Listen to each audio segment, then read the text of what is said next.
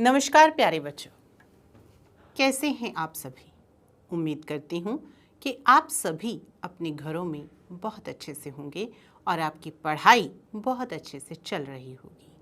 प्यारे बच्चों, आज हम कक्षा 8 की भूगोल की पाठ्य पुस्तक संसाधन एवं विकास का अध्याय खनिज और शक्ति संसाधन पढ़ेंगे। प्रिय बच्चों, इस अध्याय में हम जानेंगे कि खनिज क्या होता है और पृथ्वी से हम खनिज को कैसे प्राप्त कर सकते हैं। प्यारे बच्चों, आप जो घरों में नमक प्रयोग करते हैं वह खनिज है। पेंसिल जिससे आप लिखते हैं उसके अंदर जो सिक्का होता है जिससे लिखा जाता है वह ग्रेफाइट होता है, वह भी खनिज होता है। तो आइए पढ़ते हैं ये रुचिकर अध्याय जिसका नाम है खनिज और शक्ति संसाधन। तो प्रिय बच्चों, आइए सबसे पहले समझते हैं कि आखिर खनिज क्या है। बच्चों, क्या आपने नानवाई को कभी बिस्कुट बनाते देखा है? उसमें आटा, दूध, चीनी और कभी-कभी अंडे को मिलाया जाता है। जब आप पके हुए बिस्कुट खाते हैं तो क्या आप इन अवयवों को इसमें अलग-अलग रूप से देख पाते हैं? जिस तरीके से बिस्कुट में कई वस्तुएं मिली होती हैं लेकिन वो आप देख नहीं पाते, ठीक उसी प्रकार इस पृथ्वी पर चट्टानों में कई पदार्थ मिले होते हैं जो खनिज कहलाते हैं। ये खनिज पृथ्वी की चट्टान परपटी पर सभी जगह फैले हुए हैं। प्यारे बच्चों, प्राकृतिक रूप से प्राप्त होने वाले पदार्थ जिनका निश्चित रासायनिक संघटन होता है वह खनिज है। खनिज सभी स्थानों पर समान रूप से वितरित नहीं हैं। वे किसी विशेष क्षेत्र या शैल समूहों में संकेंद्रित होते हैं। कुछ खनिज ऐसे क्षेत्रों में पाए जाते हैं जो आसानी से अभिगम्य नहीं हैं, जैसे आर्कटिक महासागर, संस्तर्ण और अंटार्कटिका। प्यारे बच्चों, खनिज विभिन्न प्रकार के भूवैज्ञानिक परिवेश में अलग-अलग दशाओं में निर्मित होते हैं। वे बिना किसी मानवीय हस्तक्षेप के प्राकृतिक प्रक्रियाओं द्वारा निर्मित होते हैं। वे अपने भौतिक गुणों जैसे रंग, घनत्व, कठोरता और रासायनिक गुणों यथा विलेयता के आधार पर पहचाने जाते हैं। प्रिय बच्चों, क्या आप जानते हैं कि शैल क्या है? शैल खनिज अवयवों के अनिश्चित संघटन वाले एक से अधिक खनिजों का एक समूहन है। शैल जिनसे खनिजों का खनन किया जाता है अयस्क कहे जाते हैं। यद्यपि 2800 से अधिक खनिजों की पहचान की गई है जिनमें से केवल 100 अयस्क खनिज समझे जाते हैं। आइए अब बात करते हैं खनिजों के प्रकार की। पृथ्वी पर 2800 से अधिक विभिन्न खनिज हैं।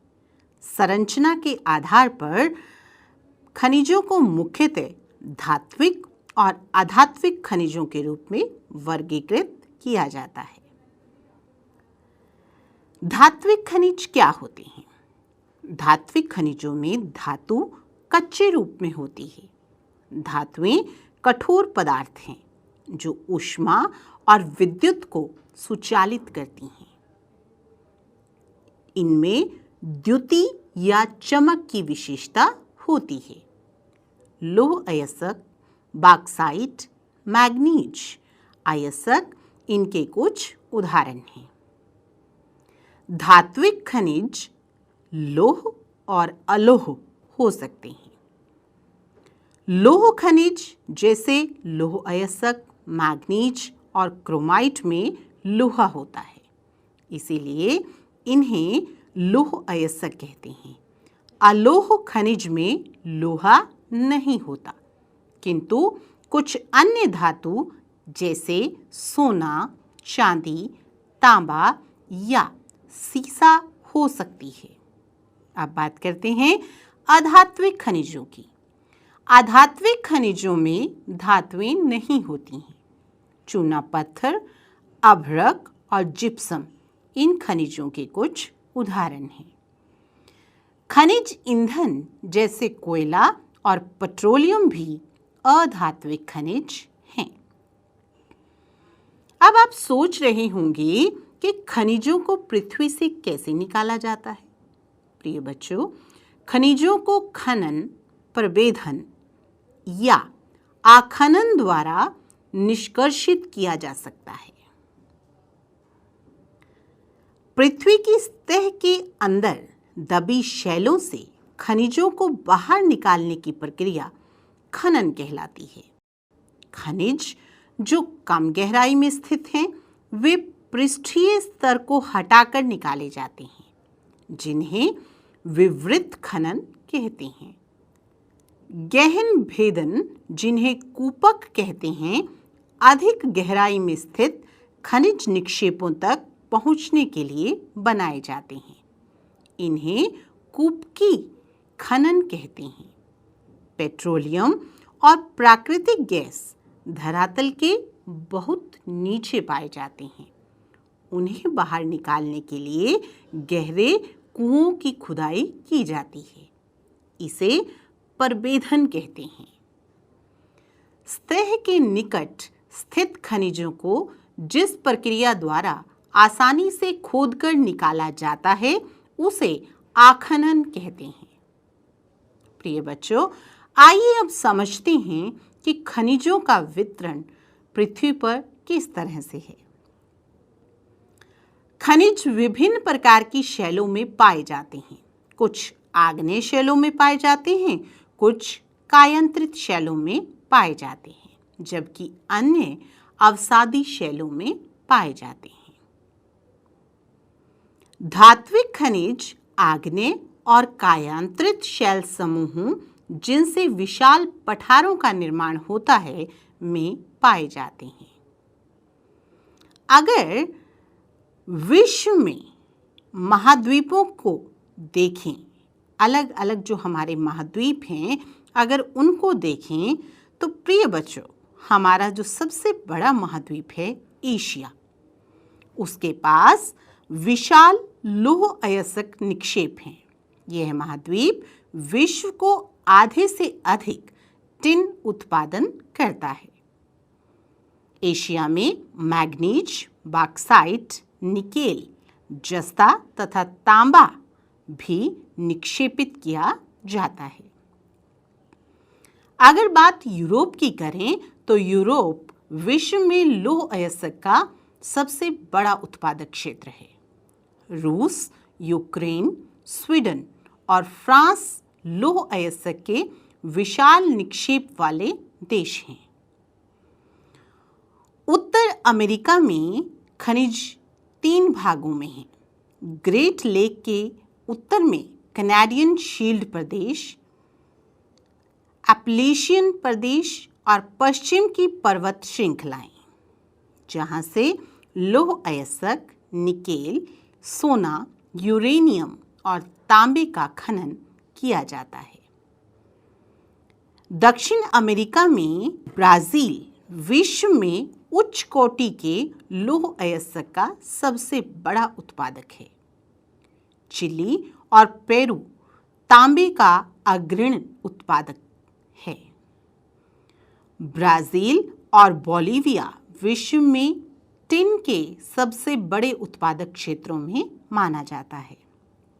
प्रिय बच्चों, अब बात करते हैं अफ्रीका की। अफ्रीका खनिज संसाधनों में सबसे धनी है। यहाँ हीरा, सोना और प्लेटिनम का विश्व में सबसे अधिक उत्पादन होता है। दक्षिण अफ्रीका, जिम्बाब्वे और जायरी विश्व में सोने का एक बड़ा भाग उत्पादित करते हैं।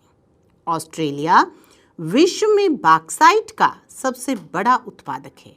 यह सोना, हीरा, लौह अयस्क, टिन और निकेल का अग्रणी उत्पादक है। अंटार्कटिका की अगर बात की जाए तो अंटार्कटिका में ट्रांस अंटार्कटिक पर्वत में कोयले और पूर्वी अंटार्कटिका के प्रिंस चार्ल्स पर्वत के निकट लोहे के महत्वपूर्ण मात्रा में निक्षेपों का पूर्वानुमान किया गया है। लौह अयस्क, सोना, चांदी और तेल भी वाणिज्यिक मात्रा में उपलब्ध है। प्यारे बच्चों, तो आपने देखा कि विश्व में किन किन भागों में कौन कौन से खनिज बहुतायत पाए जाते हैं। आइए अब बात करते हैं खनिज के उपयोग की। प्यारे बच्चों, खनिज का उपयोग कहाँ कहाँ होता है? खनिज का उपयोग कई उद्योगों में होता है। रत्नों के लिए प्रयोग किए जाने वाले खनिज प्राय कठोर होते हैं। इन्हें आभूषण बनाने के लिए विभिन्न शैलियों में जड़ा जाता है। आपने देखा सोने में लोग किस तरह से हीरे को जड़ देते हैं और चांदी में किस तरीके से पन्ना या अन्य रत्न जो हैं वो जड़े जाते हैं। और जो खनिज आभूषणों के लिए प्रयोग किए जाते हैं ये प्राय कठोर प्रवृत्ति के होते हैं। तांबा एक अन्य धातु है जिसका उपयोग सिक्के से लेकर पाइप तक प्रत्येक वस्तु में किया जाता है। कंप्यूटर उद्योग की अगर बात करें तो इसमें प्रयुक्त होने वाला सिलिकॉन क्वार्ट्ज से प्राप्त होता है। एल्यूमीनियम जिसे उसके अयस्क बॉक्साइट से प्राप्त किया जाता है का उपयोग ऑटोमोबाइल और हवाई जहाज, बोतल बंदी उद्योग, भवन निर्माण और रसोई के बर्तन तक बनाने के लिए किया जाता है।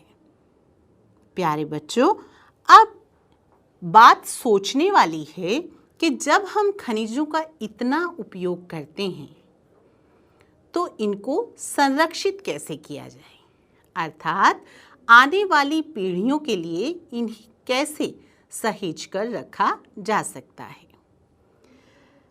प्यारे बच्चों, खनिजों का संरक्षण कैसे हो? खनिज अनवीकरणीय संसाधन है। खनिजों के निर्माण और संचयन में हजारों वर्ष लगते हैं। मानवीय उपभोग की दर की तुलना में निर्माण की दर बहुत धीमी है, अर्थात खनन की प्रक्रिया में बर्बादी को घटाना आवश्यक है। धातुओं का पुनर्चक्रण एक अन्य तरीका है जिससे खनिज संसाधनों को संरक्षित किया जा सकता है। सामने जो चित्र दिया गया है इसके बारे में देखिए। इसमें खनिज को पुनर्चक्रण, पुनः प्रयोग और कम प्रयोग करके संरक्षित करने की सलाह दी गई है। आइए अब बात करते हैं अध्याय के दूसरे उपविषय की, जो है शक्ति संसाधन। शक्ति संसाधन क्या होते हैं? प्यारे बच्चों, शक्ति अथवा ऊर्जा हमारे जीवन में बहुत महत्वपूर्ण भूमिका निभाते हैं।